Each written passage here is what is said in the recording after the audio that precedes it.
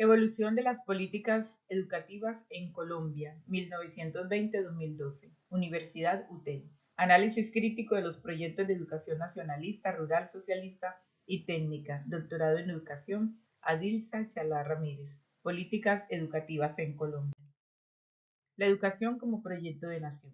Entre 1920 y el 2012, Colombia atravesó transformaciones profundas, urbanización acelerada, conflictos bipartidistas, industrialización y reformas constitucionales. Cada contexto moldeó las políticas educativas. Proyecto nacionalista entre 1920 y 1940.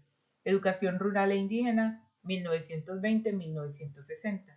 Educación socialista y democrática 1930-1950 y educación técnica y tecnológica 1940 y el 2012. Vamos a verlo más despacio. Educación nacionalista 1920-1940. Esta educación tiene como característica la centralización curricular, la formación moral y cívica, la influencia de la Iglesia Católica, la exaltación del patriotismo y homogeneización cultural. El maestro asumió el papel de agente civilizador. El contexto: altos índices de analfabetismo y pobreza rural. El dominio conservador mantuvo estrecha relación entre la Iglesia y la educación. La República Liberal de 1930 impulsó reformas modernizadoras y secularización parcial.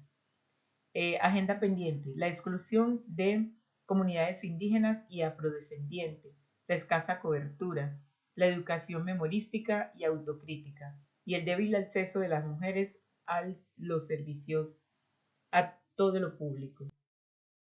La educación rural e indígena, 1920-1960. Características: creación de escuelas rurales, formación agrícola básica, educación comunitaria y participación de misiones religiosas. La escuela nueva rural introdujo metodologías activas adaptadas al contexto campesino.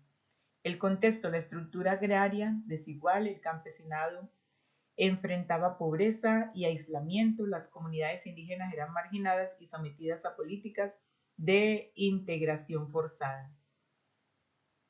La agenda pendiente: baja calidad educativa, deserción escolar. Educación socialista y democrática, 1930-1950. Características: educación laica, formación crítica y ciudadana, expansión de la educación pública, profesionalización docente y promoción de la ciencia y la cultura. Influencia de John Dewey, quien plantea la educación activa centrada en el estudiante. El contexto: urbanización y crecimiento industrial. Exigían nuevos perfiles educativos. La revolución en marcha de López Pumarejo fortaleció el papel del Estado en educación y promovió reformas universitarias y pedagógicas. La agenda pendiente: resistencia de sectores conservadores, persistencia de desigualdades sociales, limitada transformación estructural e insuficiente inversión educativa. El acceso siguió siendo desigual para amplios sectores populares. La educación técnica y tecnológica, 1940-2012. Características: formación para el trabajo, articulación con sectores productivos, creación del SENA en 1957, expansión de programas tecnológicos y la vinculación entre educación y competitividad.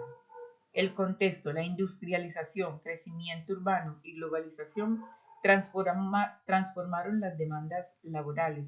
Organismos como el Banco Mundial y la UNESCO influyeron en reformas orientadas a competencias laborales.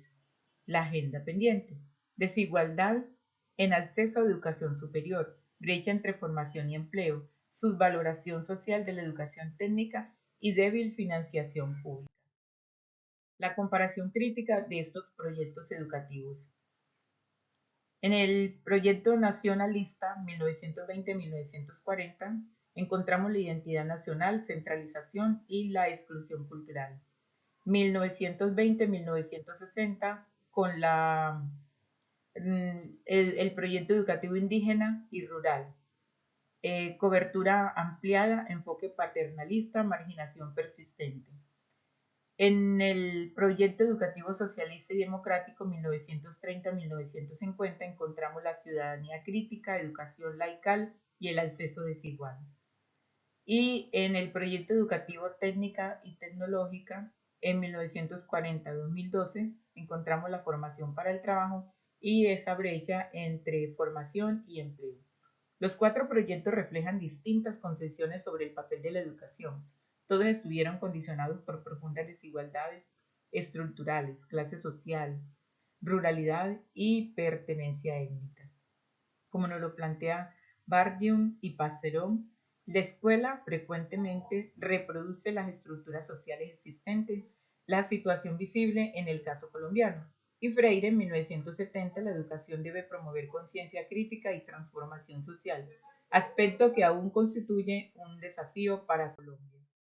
Entre las conclusiones encontramos el escenario estratégico. La educación fue clave para la construcción de nación, el desarrollo económico y la transformación social, pero limitada por desigualdades estructurales y conflictos políticos.